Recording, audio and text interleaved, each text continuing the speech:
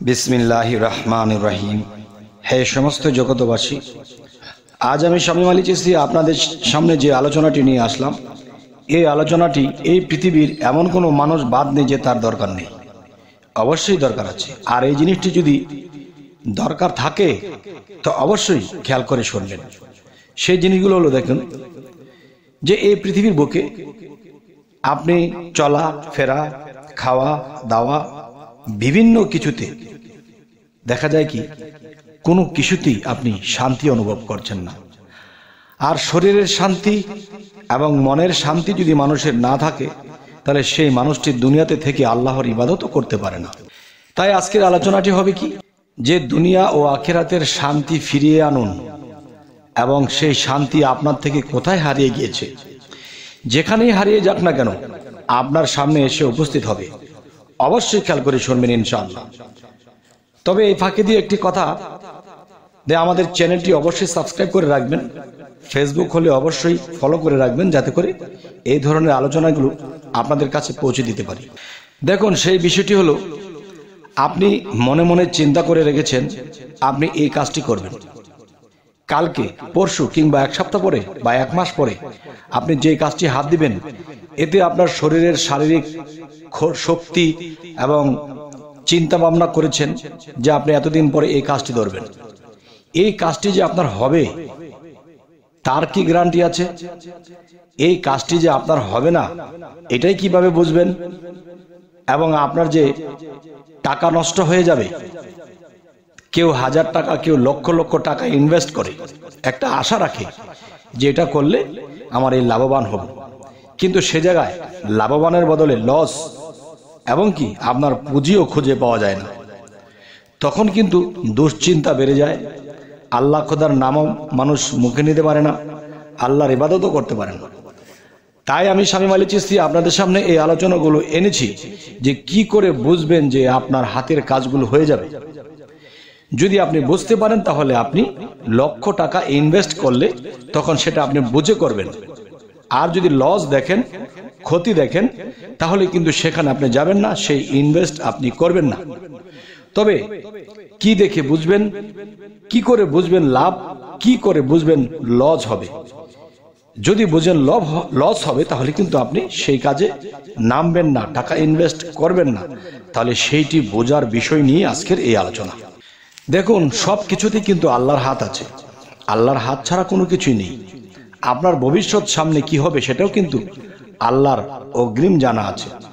তাহলে আল্লাহর সাথে কি আমার দেখা সাক্ষাৎ হয়, বা আপনাদের কি দেখা সাক্ষাৎ হয়, কথা হয়?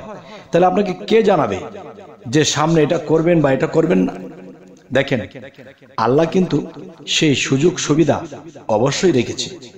সেটি হলো, যেমন আপনি যেই রাত্রে ঘুমাবেন, সেই রাত্রে আপনি ঘুমাবেন 2টার পরে।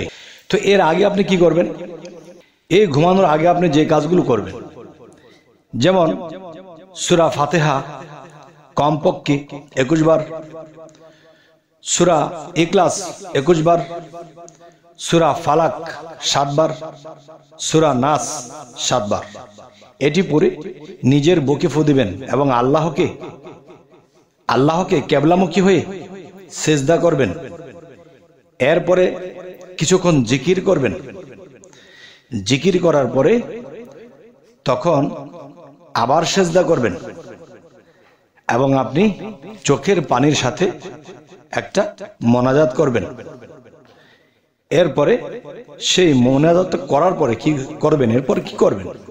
এরপরে যে কাজটি করা, সেটি হলো, দেখুন যে ডান কাতে ঘুমাবেন এবং আল্লাহ নামের জিকির করতে করতে ঘুমিয়ে পড়বেন।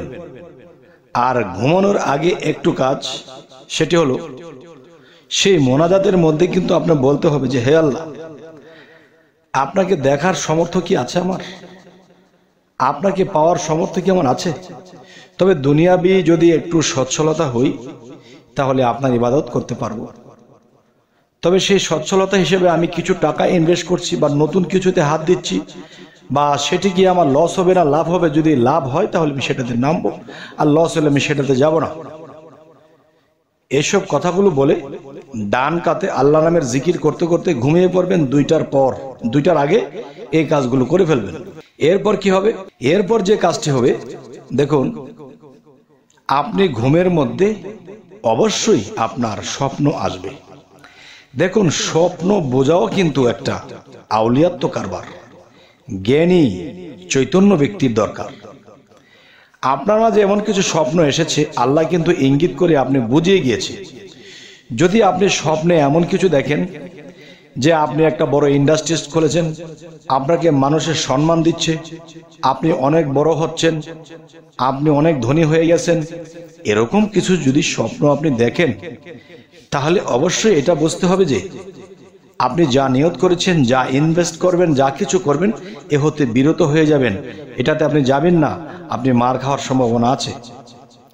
এরপরে আসি, যদি আপনি কখনো স্বপ্নে ওরকম কিছু দেখেন যে আপনি দেখতেছেন মানুষ আপনাকে ঘৃণা করছে, মানুষ আপনাকে তুচ্ছ তাচ্ছিল্য করছে, আর আপনি খুব গরিব হয়ে গেছেন, আপনাকে কেমন মনে হচ্ছে যে মনে হয় এতিম, অসহায়, পৃথিবীতে আমার কেউ নেই, অর্থনীতি নেই, সমাজ বলতে আমার কিছু নেই, আমি কেমন হয়ে গেছি, এমন যদি আপনি স্বপ্ন দেখেন, তাহলে আপনি যে ইনভেস্ট করতে চেয়েছিলেন সেটি আপনি করে ফেলবেন এবং সেই কাজে আপনি নিয়োজিত হয়ে যাবেন, আপনার ভাগ্য খুলে যাবে।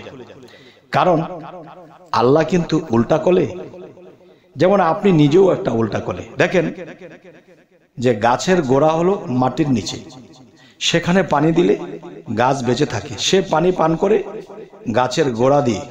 দেখুন, আপনি যদি নিজের দিকে তাকান, আপনার গোড়াটা কোন দিকে? মাথা যদি আপনার গোড়া হয়ে থাকে, পায়ের মধ্যে ডালপালা, যেমন গাছের ডালপালা কেটে দিলেও কিন্তু গাছ বাঁচে, আর গোড়া কেটে দিলে কিন্তু গাছ বাঁচে না, তেমনি মাথার মধ্যে যদি আঘাত পড়ে দেয় সেই মানুষটি বাঁচে না। তাহলে আমাদের ডালপালা কোথায়? আমাদের হাত পা, এগুলো যদি কেটে ফেলে দেয় তবু মানুষ বাঁচে। তাই বলবো, আমাদের গোড়াটা হলো উপরে, গাছের অনুসারে আমরা মনে হয় উল্টা, আর আমাদের অনুসারে গাছ হলো উল্টা, তার মাথা নিচে আর আমাদের মাথা উপরে। কেন? আমাদেরকে আল্লাহ শ্রেষ্ঠ হিসেবে পৃথিবীতে পাঠিয়েছেন, তাই আমাদের মাথাটা আল্লাহ উপরে রেখেছেন। আচ্ছা, তাহলে বোঝা গেল গাছের অনুসারে আমরা উল্টা, আমাদের অনুসারে গাছটি উল্টা। তবে এখানে যদি ভেঙে যায় ভুলটা, অবশ্যই আপনাদের একটা বিহিত হয়ে যাবে। তবে দেখেন, যদি এরকম স্বপ্ন দেখেন যে আপনি ধনীর দুলালি হয়ে গেছেন, আপনার কোনো কিছুর অভাব নেই, মানুষ আপনাকে সম্মান দিচ্ছে, তাহলে আপনি এটাই বুঝতে হবে আপনি যে কাজে যাবেন মার খেয়ে যাবেন। আর যখন গরিব হয়ে গেছেন, অর্থনীতি ভালো নেই, সমাজ শক্তি নেই, এতিমের মতো হয়ে গেছেন, অসহায় হয়ে গেছেন, এমন কিছু স্বপ্ন যদি দেখেন, তাহলে আপনি সেই কাজে অবশ্যই টাকা ইনভেস্ট করবেন, আপনার হাতে লক্ষ লক্ষ টাকা এসে যাবে। তবে হে সমস্ত জগতবাসী, আপনাদেরকে আজকে এই কথাটি বলার উদ্দেশ্য কি? এই কথাগুলো বলার এটাই উদ্দেশ্য, দেখুন, আমি আজকে বেশ কিছুদিন ধরে ইউটিউবে আলোচনা দিচ্ছি, এর মধ্যে অনেক মানুষই এরকম বিপদগ্রস্ত। কেউ বলতেছে আমি ঋণী হয়ে গেছি, কেউ বলতেছে আমি পাওনা টাকা পাচ্ছি না, কেউ বলতেছে আমি যেটাতে হাত দিই সেটাই আমার নষ্ট হয়ে যায়। আর এসব কথা শুনলে আমার বড় কষ্ট হয়ে যায়, না পারি এদেরকে কিছু বুঝ দিতে, না পারি এদেরকে কিছু হেল্প করতে। তাই আজকে এই কথাগুলোর দ্বারা, আল্লাহর কালামের দ্বারা আপনাদের যদি কোনো উপকার হয়ে থাকে, তাহলে আমি সেটা আমার বুকে, আমার অন্তরে ঠাঁই দেব যে হে আল্লাহ, আমার কথাগুলো শুনে এমুক ব্যক্তিরা তারা সচ্ছলতা হয়েছে, তাদের জীবন সুন্দর হয়েছে, এটাই আমার জীবন ধন্য হবে। তবে হে সমস্ত জগৎবাসী, সকলে ভালো থাকবেন। সামনে কি ধরনের ভিডিও চাচ্ছেন অবশ্যই জানাবেন। আল্লাহ হাফিজ।